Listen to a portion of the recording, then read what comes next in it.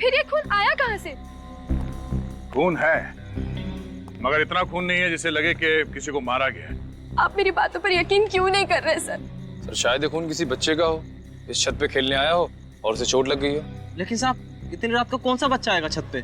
यहाँ रात को कोई नहीं आता। वो आत्मा ही थी सर, उसने सफेद रंग के कपड़े पहने थे, मैंने उसे अपनी आंखों से देखा है। आत्मा के बारे में तो कुछ कह नहीं सकते, मगर यहाँ कोई आया जरूर था। सच सच बताओ, तुम सो तो नहीं रहे थे? साहब 15 मिनट के लिए मेरी आंख लग गई थी। अब तुम घर में जाके सोना, कल ही मैं तुम्हारा हिसाब करता हूँ। नहीं नहीं साहब, ऐसा मत करना, मैं रोज जाकर डबल ड्यूटी करता हूँ। अरे जाकर भी तुमने क्या कर लिया? फिर भी तो ये सब कुछ हुआ ना। सर, हमें गीता जी की बातों पे गौर कर लेना चाहिए सर। आत्माओं का कोई भरोसा नहीं है। रेडी? ये आत्मा आत्मा कुछ नहीं है, कुछ और ही चक्कर लगता है। एक काम करते हैं, इस सोसाइटी के सारे फ्लैट चेक करते हैं।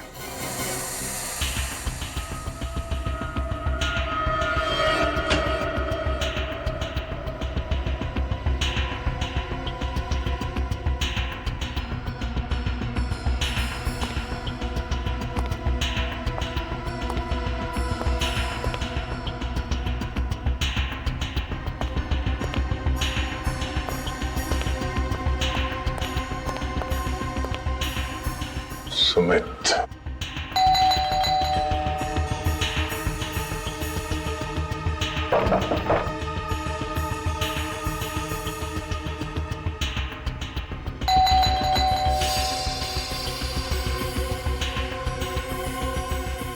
बैठो।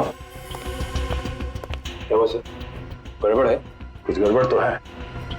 थोड़ी देर पहले ये लाइट चल रही थी, ये अचानक ऑफ हो गई। अंदर चल के देखते हैं।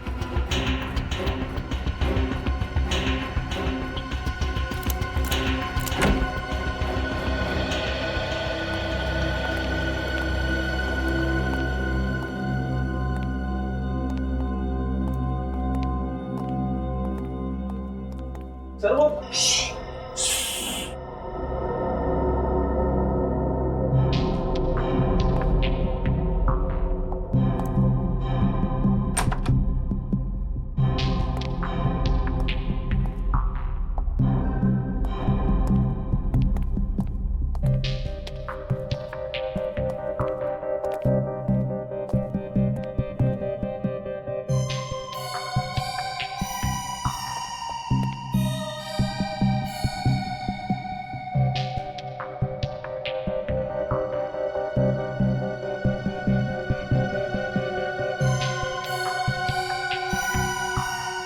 सुमित, बहुत हो गया ये छुपा छुपी का खेल। बाहर निकलो। सुमित, बाहर निकलो। बाहर निकल। आराम से सर, आराम से आराम से आराम से। सर पैर में चोट लगी है। पैर में चोट लगी तो इस पलंग के नीचे छुपने की क्या जरूरत है? हाँ? क्या छुपा रहे हो तुम हमसे? डर गया था सर, कहीं आप गिरफ्तार ना कर ले। गिरफ्तार? मगर तुम्हें कैसे पता चला कि हम लोग कौन है? रात को इस तरह कौन आता है सर? सर मैंने कोई गुनाह नहीं किया सर, मैं सच कह रहा हूँ। आप मेरी पत्नी की बातों पर यकीन मत कीजिए। पत्नी? ये पत्नी कहाँ से आ गई बीच में? आप लोगों को मेरी पत्नी ने नहीं भेजा। नहीं, तुम्हें क्यों लगता है कि तुम्हारी पत्नी तुम्हें गिरफ्तार करवाना चाहती है? उसने मुझ पर झूठा केस कर दिया है कि मैं उसे दहेज के लिए परेशान करता हूँ। अब मैं बेचारा शरीफ आदमी उसके सामने चू तक नहीं करता, उससे दहेज कैसे मांग सकता हूँ? तो तुम्हें लगता है कि दहेज लेने के इल्जाम की वजह से हम तुम्हें गिरफ्तार करने हैं? हाँ सर, मैं तो यही समझा था। मगर आप लोग क्यों आए? बहुत जल्द पता चल जाएगा। हमारे साथ यहाँ पे कोई और भी था थोड़ी देर पहले? नहीं सर, मैं यहाँ अकेला रहता हूँ। थोड़ी देर पहले तुम छत पे गए थे? सर कैसा मजाक कर रहे हैं सर? सर चोट के साथ मुझे बाथरूम जाने में मुश्किल होती है, तो छत पर कैसे जाऊंगा? लिफ्ट से? इसका मतलब है छत पे मिले खून का राज इस फ्लैट में नहीं किसी और फ्लैट में है। श्रेया, छत पे जो खून मिला था उसे फॉरेंसिक लैब भिजवा दो। अभिजीत को बुलाओ। इतनी रात का कौन हो सकता है? 12:30। जी कहिए। Abhijeet, senior inspector Abhijeet, CID से। सीआईडी से? क्या बात है ऑफिसर, सब ठीक तो है? जी, हमें सिर्फ इतना पूछना था कि आपके घर में किसी को चोट तो नहीं लगी है? चोट तो नहीं लगी, लेकिन मेरा बड़ा बेटा अविनाश कुछ दिनों से अस्पताल में। अच्छा अच्छा अच्छा, हॉस्पिटल में है? जी सर। हम इसलिए पूछ रहे हैं कि आपकी बिल्डिंग के छत की वॉल पे हमें खून के छींटे मिले हैं। हमारे टेरेस पे खून की छींटे? जी। कौन कौन है आपके घर में? सर, मेरी बीवी सुषमा। सुषमा, ये मेरी बीवी सुषमा है और छोटा बेटा अमन। और जैसे मैंने आपको बताया कि अविनाश तो अस्पताल में। आप? सुषमा, ये सीआईडी ऑफिसर है, कह रहे हैं कि हमारे टेरेस के दीवार पे खून के छींटे लगे हुए हैं। खून के छींटे? लेकिन सर किसका हो सकता है वो खून? जी, वही पता लगाने की कोशिश कर रहे हैं हम। अच्छा, ये जो फ्लैट है 601 नंबर का, इसका मालिक कौन है? इसका मालिक तो आपके सामने खड़ा है, ये मेरा ही फ्लैट है। अच्छा अच्छा, तो अब दो फ्लैट हैं आपके? जी हाँ सर, ये फ्लैट मैंने किसी को किराए पे देके रखा हूँ। किसे दिया है किराए पे? 2 लड़के हैं, विशाल और राहुल। विशाल और राहुल? हाँ, मुंबई आए कुछ मॉडल बनने के लिए। अच्छा, फ्लैट तो बंद है, कहाँ है लोग? इनका कोई ठिकाना नहीं रहता सर, बस कभी भी आ जाते हैं। मैं तो बस परेशान हो गया इनको फ्लैट देखकर। क्यों, ऐसा क्या करते हैं वो लोग? बस रात भर लाउड म्यूजिक, उछल कूद। मैं तो क्या, पूरा सोसाइटी के लोग उनसे परेशान है सर। हाँ सर, हमने तो उनको नोटिस दे दिया है, अगले महीने की 3 तारीख को छोड़ना है उनको फ्लैट। बस सर, आपके पास अगर कोई अच्छा किराएदार मिले तो बता दीजिए सर, हम तो बस परेशान हो गए इनसे। क्यों नहीं, जरूर बताएंगे। पहले जरा फ्लैट तो देख लें। ये? हाँ, चाबी है ना आपके पास? जी है सर। जरा दीजिए। ये लीजिए सर।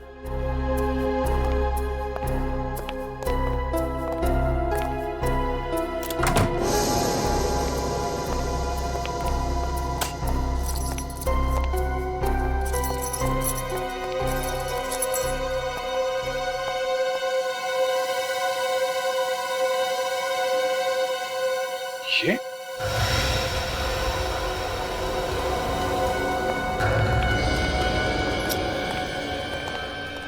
यहाँ पे भी खून? शीशे के ऊपर इतने सारे खून के छींटे? कर चेक करो।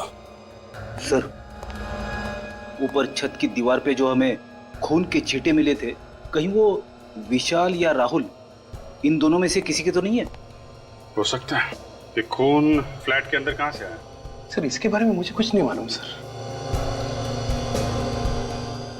विशाल और राहुल को फ्लैट देने से पहले उनके बारे में अच्छी तरीके से जांच पड़ताल की थी ना आपने? सर, अच्छी तरह से जांच पड़ताल करने के बाद ही तो उनको फ्लैट दी थी सर। सर, आने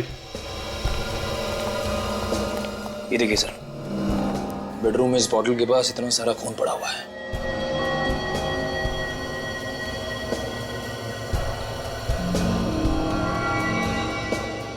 बोतल पे भी खून है। लगता है ये बोतल विशाल या राहुल के हाथ में होगी। सर, हो सकता है राहुल और विशाल का आपस में झगड़ा हुआ हो और उसमें से किसी को चोट लग गई हो और ये सारा खून उसी वजह से निकला हो। ऐसा लगता नहीं है, खून चोट से निकला है। देख रहे हो, खून के छींटे हैं चारों तरफ। कुछ और ही हुआ है यहाँ पे।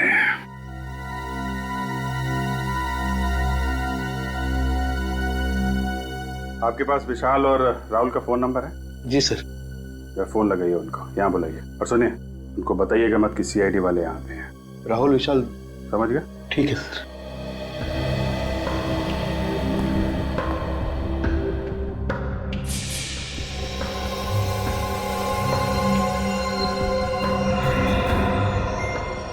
ये क्या है? पाउडर जैसा कुछ है।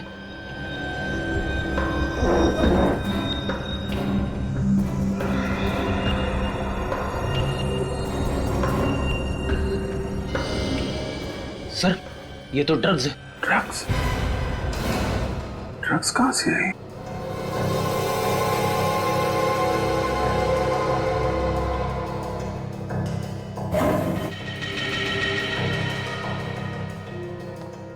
इतनी सारी ड्रग्स? सर, ये तो लाखों की ड्रग्स होगी। कहीं ऐसा तो नहीं कि ये राहुल और विशाल ड्रग्स बेचने का धंधा करते हो? ऐसा ही लग रहा है सर। सर, ये राहुल विशाल दोनों का फोन नहीं लग रहा है सर। वो सब छोड़िए, ये क्या है? हैं? क्या है ये सब? सर, इतने सारे व्हाइट पाउडर? ये कोई मामूली पाउडर नहीं है, ये ड्रग्स का पाउडर है। ड्रग्स का। ड्रग्स? कहाँ से है ये ड्रग्स? सर, इसके बारे में मुझे कुछ नहीं मालूम सर। हे भगवान, मैं किस मुसीबत में फंस गया। सही कहा आपने, बहुत बड़ी मुसीबत में फंस गए आप। फ्लैट आपका, किराएदार आपके, फ्लैट के अंदर खून, ड्रग्स पड़ा हुआ है और आपको कुछ पता नहीं है। लेकिन मुझे कुछ नहीं मालूम है सर। इनको ब्यूरो लेके चलो। चलो चलो ब्यूरो लेके चलो। चलिए आप, चलो चलिए। अजीब इंसाफ है आपका। ड्रग्स मिली मेरे किराएदार के घर पे और फंस गया मैं खुद मकान मालिक।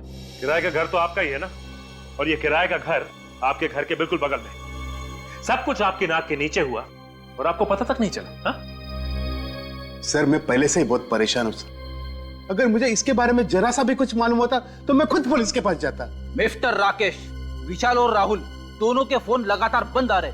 आप मुसीबत में फंसते ही जा रहे और इसमें से बाहर निकलने का कोई भी रास्ता नजर नहीं आ रहा है, समझे?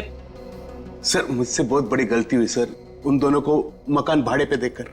और तो और राकेश जी, हमें तो यह भी लगता है कि ये ड्रग्स का सारा व्यापार आपके फ्लैट से ही चल रहा था। क्या जवाब है आपका? मैं क्या जवाब दूं सर, इस चक्कर में मैं खुद फंसता जा रहा हूं।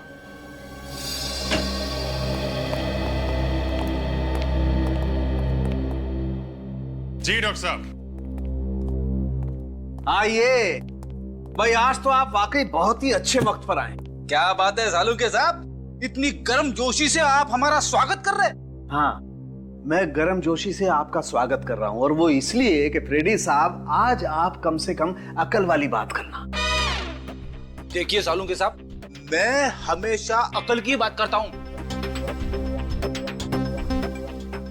देखो, टेरेस पे मिला हुआ खून और राकेश के दूसरे फ्लैट में मिला हुआ खून, ये दोनों खून राहुल या विशाल, इनमें से किसी एक का है ना? कर दिया ना सत्यानाश, मुंह खोलते ही कर दिया ना सत्यानाश। क्यों? अरे हुआ ये फ्रेडी कि वो खून एक का नहीं है। एक का नहीं है? नहीं, वो खून दो लोगों का है। दो लोगों का खून? हाँ, मतलब विशाल और राहुल दोनों का खून मिला है? हाँ, टेरेस पर भी और फ्लैट पर भी दोनों खून में दो लोगों का खून शामिल है। मतलब सर, ये विशाल और राहुल दोनों जख्मी थे? जख्मी नहीं थे, ये खून जख्म का खून नहीं है। जख्म का खून नहीं है ना? नहीं, कुछ और ही है ना? बिल्कुल।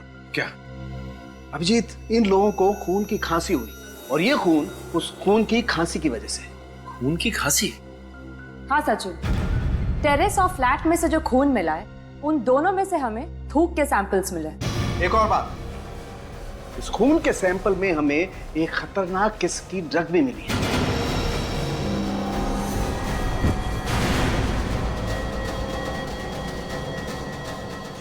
तारिका, तारिका, निकल, एम्बुलेंस को फोन करो जल्दी। नहीं, घबरा मत, ये उस ड्रग का ही असर है, ठीक हो जाएगी। तुम एक काम करो, जरा पानी लेकर आओ। पानी, पानी।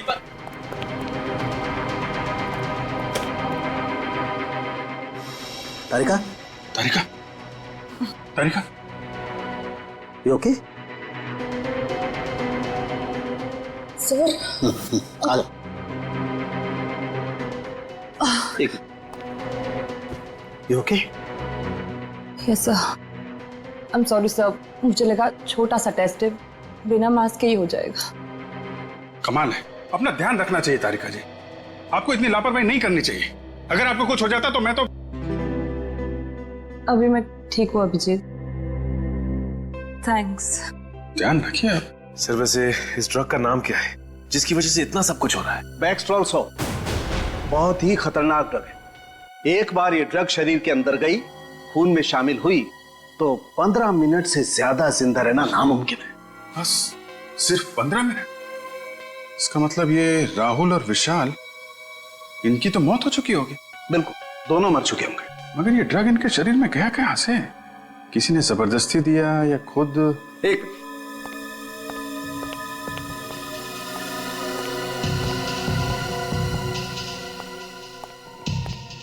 विजीत, ये जरा बॉटल के ढक्कन को गौर से देखो।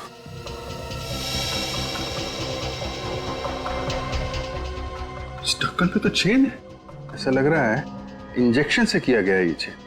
एग्जैक्टली, ये इंजेक्शन से ही किया हुआ चेन है। अभिजीत, किसी ने इंजेक्शन के जरिए इस पानी की बोतल में वो ड्रग इंजेक्ट की, बिना सील तोड़े हुए। और जब उन दोनों ने इसकी सील तोड़ के पानी पिया, ड्रग्स उनके शरीर में गई, खून में शामिल हुई और 15 मिनट के अंदर इनकी मौत हो गई। लेकिन लाशें कहाँ हैं इनकी? फ्लैट के अंदर तो हम लोगों ने अच्छी तरीके से चेक कर लिया है, तो बचता है टेरेस। क्या राहुल और विशाल दोनों का खून हो गया? जी हाँ। इन दोनों की लाश मिली आप लोगों को? नहीं, अभी तक नहीं, वही ढूंढने आए। लेकिन सर, एक बार तो आप यहाँ पे आके तलाशी लेकर जा चुके हैं ना, तो दोबारा यहाँ आने का क्या मतलब? सेक्रेटरी साहब, कहीं आप ही का हाथ तो नहीं है इस राहुल और विशाल के खून में? अरे नहीं सर, मैं भला क्यों किसी का खून करने लगा? आपको जो करना है वो कीजिए, मैं यहाँ खामोश खड़ा रहूंगा।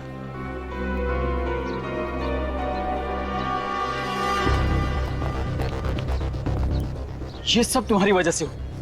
न तुम उन दोनों को किराए पे मकान देते, न आज ये नौबत आती। तुम शायद भूल रहे हो कि फ्लैट देने से पहले एनओसी तुमने दी थी। ये खून के छींटे देखो। ड्रग्स की वजह से राहुल और विशाल दोनों खास रहे होंगे, तब ये खून यहाँ दीवार पे लगा होगा। देखने से तो ऐसा लग रहा है सर, तड़प तड़प के मरे होंगे दोनों। सर समझ में नहीं आता लोग ड्रग्स लेते क्यों हैं? थोड़े से सुकून के लिए अपनी पूरी जिंदगी बर्बाद कर लेते हैं। इस केस में ड्रग्स लिया नहीं गया है, लिया गया है उस पानी के बोतल में। सर अगर इस दीवार पर खून के छींटे उनके खांसने से आए हैं, तो इसका मतलब उस वक्त वो लोग जिंदा रहे होंगे। हाँ, मगर ज्यादा देर तक जिंदा नहीं रहे होंगे। डॉक्टर सालुंके ने बताया था ना कि इस ड्रग के असर से 15 मिनट में इंसान ढेर हो जाता है। इस टेरेस को अच्छी तरह से देखो, छन मारो।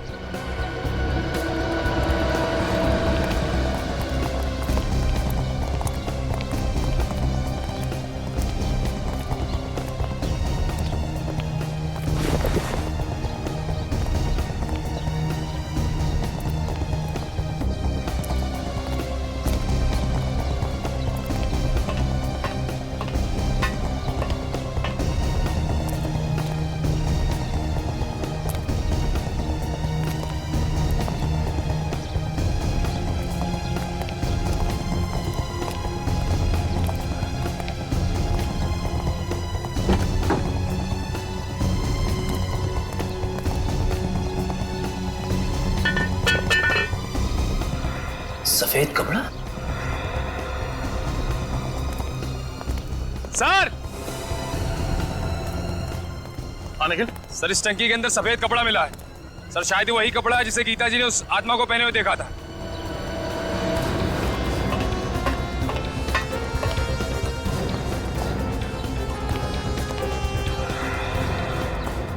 जरा देखो।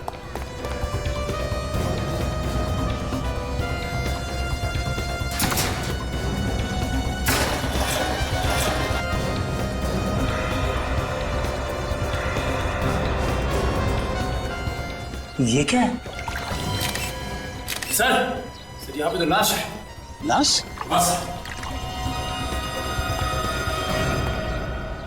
लाश देखना चाहते थे ना? आइए।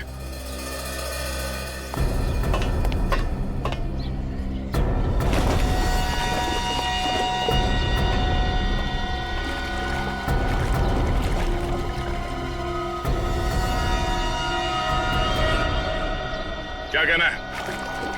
ये तो राहुल है। सर यार दूसरी लाश तो नहीं है। सर जल्दी आइए। निखिल,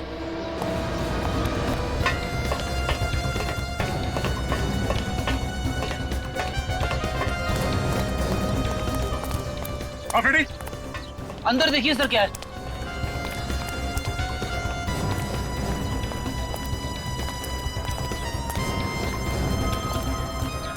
ये देखिए सर, ये खुफिया जगह जैसी लग रही है।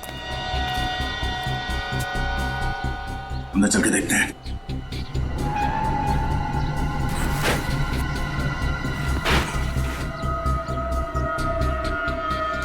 अरे दूसरी लाश यहाँ पे? मुझसे ये सब देखा नहीं जा रहा है। ये लाश जरूर विशाल की होगी। जरा देखिए, ये विशाल ही है ना?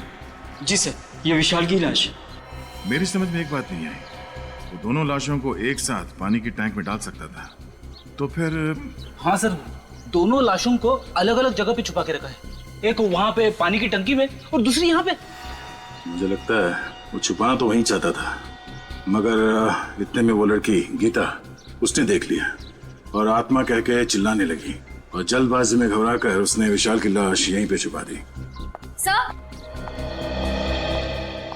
आशा, क्या पता चला? सर विशाल और राहुल पिछले 1 महीने से किसी रंजीत नाम के आदमी को रोज फोन करते थे। सर ये रंजीत एक बहुत बड़ा ड्रग पेडलर है। और हर रोज बागी पार्क जाता है।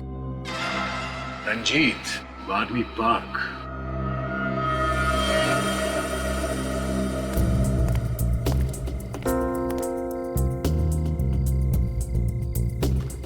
सर, पार्क में तो कोई ड्रग्स बेचने वाला नजर नहीं आ रहा है।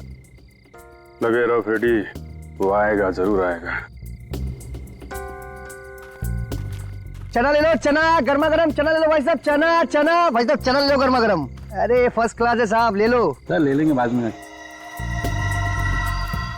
चना ले लो, चना गर्मा गर्म चना ले लो, चना ले लो भाई साहब, चना ले लो गर्मा गर्म, चना गर्मा गर्म चना।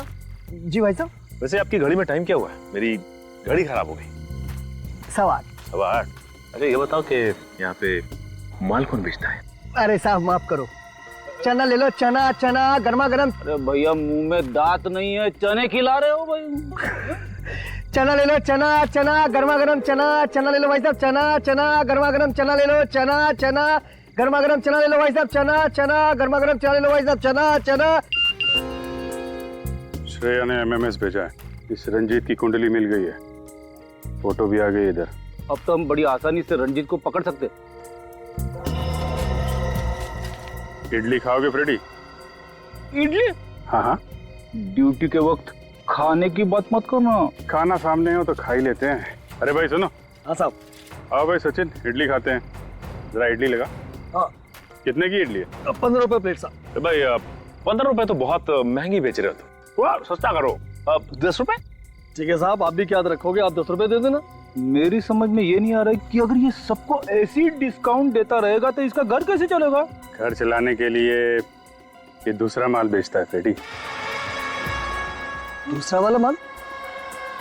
ये आप कौन से दूसरे वाले माल की बात कर रहे हैं साहब? अरे वो ड्रग्स। ड्रग्स?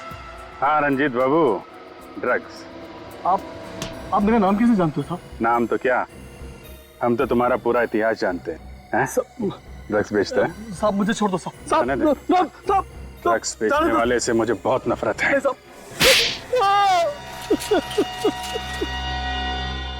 मैंने राहुल विशाल को नहीं मारा साहब, वो तो मुझे ठीक तरह से जानते भी नहीं थे। जानते नहीं थे तो उन लोगों ने तुम्हें इतने सारे फोन क्यों किए?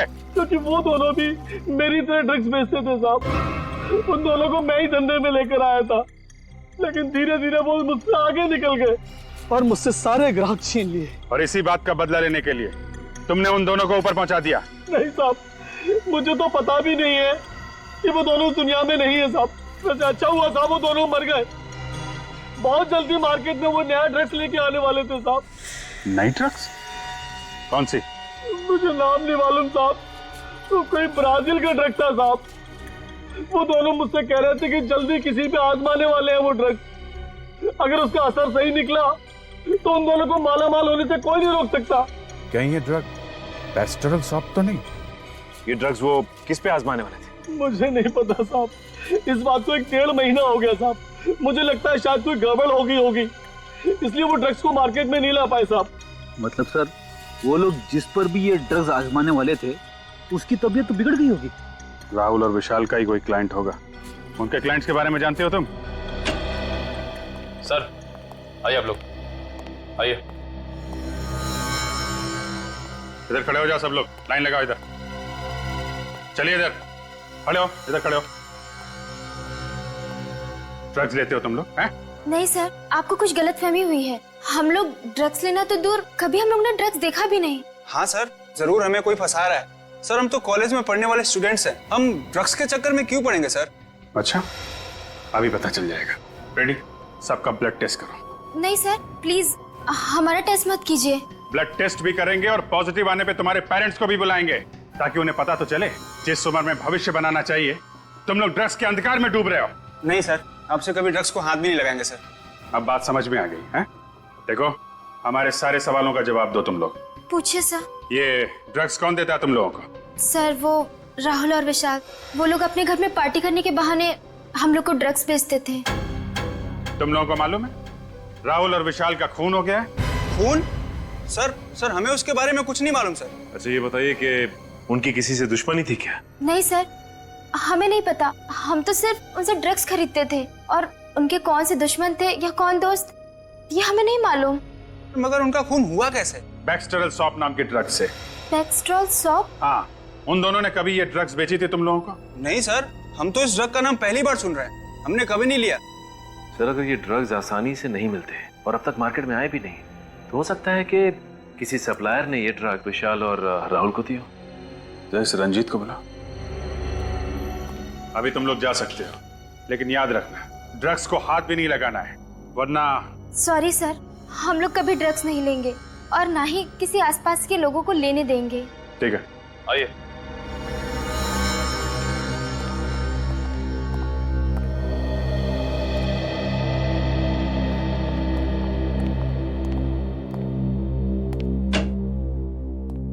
सर, रंजीत। रंजीत, बैक्सटेरल सॉप ये ड्रग कौन सप्लाई करता है? मोंटी। मोंटी? हाँ साहब, मोंटी पेशे से बिजनेसमैन है, लेकिन उनके सफेद धंधे के पीछे ड्रग्स का काला धंधा छुपा हुआ है साहब। मोंटी, चलो जरा इस मोंटी से मिल लेते हैं। अरे रुकिए। अरे रुकिए, कहाँ जा रहे हैं आप? मोंटी साहब से मिलना है। उनसे मिलना है तो शाम को आइए, वो अभी सो रहे हैं। कमाल है, 11 बज रहे हैं और तुम्हारे मोंटी साहब कुंभकर्ण की तरह अभी भी सो रहे। आप तमीज से बात कीजिए, हमारे साथ को कुंभकर्ण कहने की आपकी हिम्मत कैसी हुई? जरा इस पे गौर फरमाएंगे? सीआईडी। अब बताओ क्या कर रहे हैं आपके मोंटी साहब? वो वाकई में सो रहे हैं, क्योंकि रात को देर रात तक पार्टी करते हैं और फिर दोपहर के बाद ही उठते हैं। अच्छा, चलो आज देख लेते हैं कैसी नींद है तुम्हारे साहब की।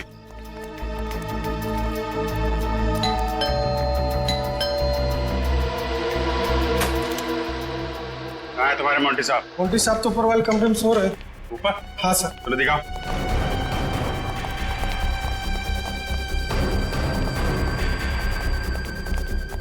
कहाँ पे? सर इस तरफ।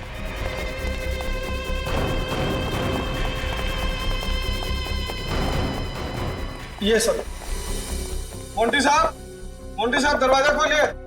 मोंटी साहब, पीछे आओ जरा, पीछे आओ।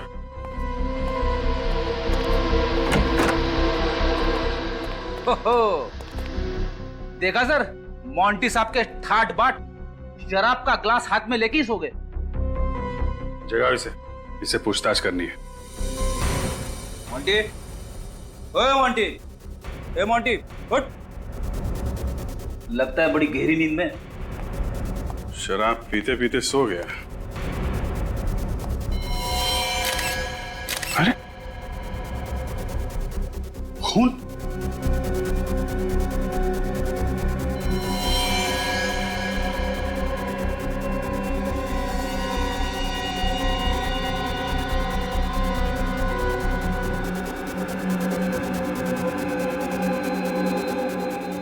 ये तो मर गया।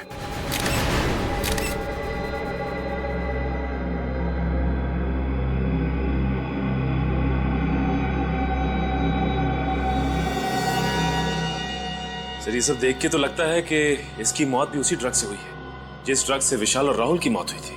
विशाल और राहुल को पानी में मिलाकर ड्रग दिया गया था, इसे लगता है विस्की में मिला के दिया गया। सर कहीं ऐसा तो नहीं कि उन्हीं को पता चल गया था कि हम लोग मोंटी तक पहुंच जाएंगे और उसने मोंटी को भी मार दिया? हाँ, मगर है कौन ये खूनी जो हर बार हमसे एक कदम आगे रहता है? आप लोगों का अंदाजा एकदम सही था। इस मोंटी का खून भी उसी बैक्सटेरल सॉप नाम की ड्रग से हुआ है जिससे विशाल और राहुल का खून हुआ है। और इस बार वो ड्रग इसे पानी में नहीं विस्की में मिला के दी गई है। बिल्कुल सही अभिजीत, विस्की का वो पैक जिसे पीते पीते बेचारा लंबी नींद सो गया। सर इसका मतलब खूनी मोंटी के कोई आसपास वाला ही आदमी था जो मोंटी के इतना करीब था कि उसकी विस्की में वो ड्रग मिला सके। और वो पास वाले खूनी तक पहुंचने का बस एक ही जरिया है, वो पीली इंक। पीली इंक? अब ये क्या चक्कर है? चक्कर नहीं है बाप, ये पूरा का पूरा केस ही दिमाग को घुमा देने वाला। इस मोंटी के पेट से और विस्की के गिलास से हमें उस ड्रग के अलावा पीली इंक के कुछ ट्रेसेस भी मिले। विस्की में पीली इंक? ये विस्की में इंक मिला के पीने का नया फैशन है क्या? अरे मेरी तरफ देख के क्यों पूछ रहा है? तुम्हें मालूम है ना मैं शराब को हाथ भी नहीं लगाता। आपकी तरफ देखने का मेरा ये मतलब नहीं था सर। ठीक है। अच्छा सर, ये इंक क्या जहरीली थी जो मोंटी की विस्की में मिलाई गई? नहीं सचिन, ये इंक बिल्कुल जहरीली नहीं थी। अगर ये जहरीली नहीं थी तो फिर मोंटी की विस्की में से मिलाया क्यों?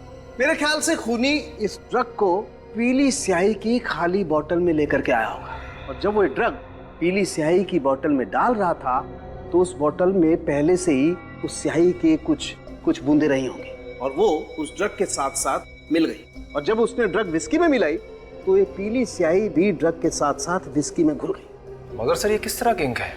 मैंने आज से पहले कभी किसी को इस तरह पीली इंक का इस्तेमाल करते हुए नहीं देखा। वो इसलिए बच्चे कि पीली इंक अधिकतर कैलीग्राफी में इस्तेमाल होती है। कैलीग्राफी मतलब? फ्रेडी सर, जब अक्षरों को सुंदर बनाने के लिए एक इंस्ट्रूमेंट से यूं घुमा कर लिखा जाए तो इस लिखावट को कैलीग्राफी कहते हैं। अरे वाह सारिका जी, आपको कैलीग्राफी भी आती है? आपने कभी बताया नहीं। मैं भी कुछ बता दूं आपको। जी बताइए। ये पीली इंक बहुत कम दुकानों में मिलती है। बहुत कम दुकानों में मिलती है? ये बड़ी अच्छी बात बताई आपने डॉक्टर साहब, इससे तो हमारा काम काफी आसान हो गया। एक्सक्यूज मी जी कहिए। पीली इंक है आपके पास? कौन सी वाली? वो कैलीग्राफी वाली पीली इंक। सुना सिर्फ आपकी दुकान पे ही मिलती है? हाँ, ये वाली पीली इंक? हाँ। ये हमारे यहाँ नहीं मिलेगी तो और कहाँ मिलेगी?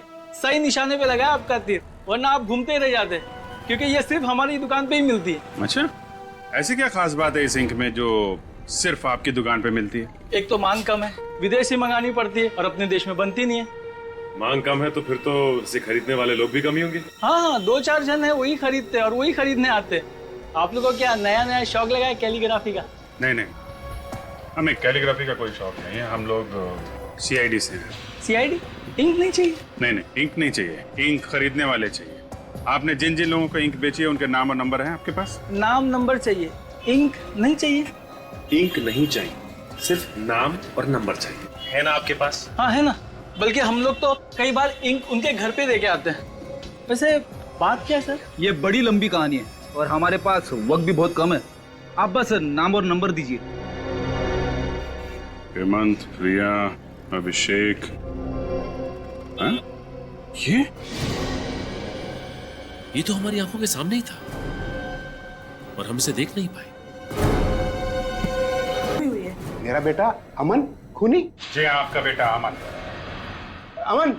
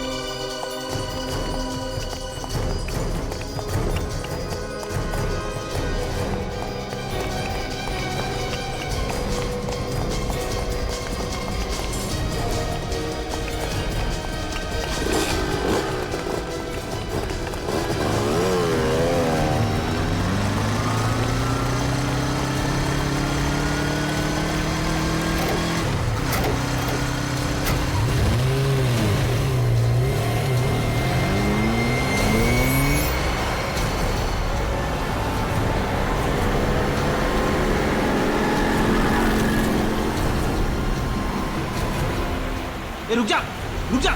जाएगा कहाँ? आगे रास्ता बंद है।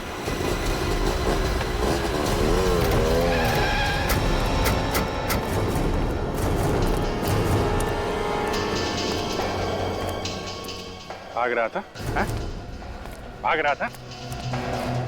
CID से भागने के सपने देखने की कोशिश बहुत मुजरिमों ने की, लेकिन आज तक ना कोई भाग पाया है ना भाग पाएगा।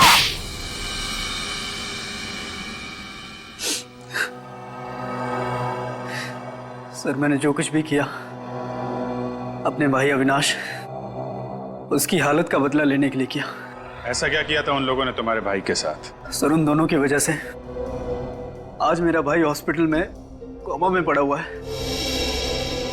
तुम्हारा भाई कोमा में? हाँ सर, एक दिन मैंने उन दोनों को बात करते हुए सुन लिया था। वो दोनों कह रहे थे कि बेचारा अविनाश बेवजह ही बलि का बकरा बना। उन दोनों ने वो पैक्सटल सॉल्व नाम की जो ड्रग थी वो सबसे पहले मेरे भाई पे आजमाई। और इस बात का बदला लेने के लिए तुमने उसी ड्रग पेस्टेरल सॉप की मदद से खून पे खून करना शुरू कर दिया। पहले विशाल का, फिर राहुल का और फिर मोंटी का। हाँ सर, सबसे पहले मैंने डुप्लीकेट चाबी बनवाई और उसी की मदद से वो ड्रग चुराई। और जैसे ही मौका मिला मैंने राहुल और विशाल की बोतल में मिला दी। और जैसे उनकी तबीयत खराब हुई मैं उन्हें हवा खिलाने के बहाने छत के ऊपर ले गया। और मोंटी? सर मोंटी अपनी दरिया दिली के लिए बहुत मशहूर था। एक दिन मैं उसके घर डोनेशन मांगने के बहाने गया और वहाँ मौका पाते ही मैंने उसकी विस्की में वही ड्रग मिला दिया जिस ड्रग को बेच कर वो अमीर बनना चाहता था। इतनी कम उम्र में 3 खून किए तुमने, एक बार भी तुम्हारे हाथ नहीं कांपे? बिल्कुल नहीं सर। सर अगर मेरा बस चले ना तो इस देश में हर एक ड्रग्स बेचने वाले को उसी ड्रग से मौत के घाट उतार दूं। आप जानते नहीं है सर, इस ड्रग की वजह से न जाने कितने घर, कितनी जिंदगियां बर्बाद होती हैं। और आज मेरा भाई हॉस्पिटल में है, वो कोमा में पड़ा है सर। पता नहीं वो इस कोमा से कभी बाहर निकल भी पाएगा या नहीं। सर माना कि मेरे बेटे ने 3 खून किए, लेकिन जिन लोगों को इसने मारा है वो भी तो अच्छे लोग तो नहीं थे ना सर। आप भी तो उन्हें गिरफ्तारी करने वाले थे ना। ये ठीक है कि जिन लोगों को इसने मारा है वो अपराधी थे, लेकिन इंसाफ पाने का जो तरीका इसने अपनाया है वो गलत था।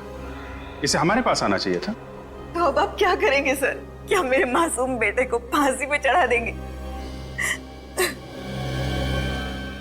देखिए, इसका फैसला तो अब अदालत ही करेगी। वैसे 3 खून की सजा तो फांसी ही होती है।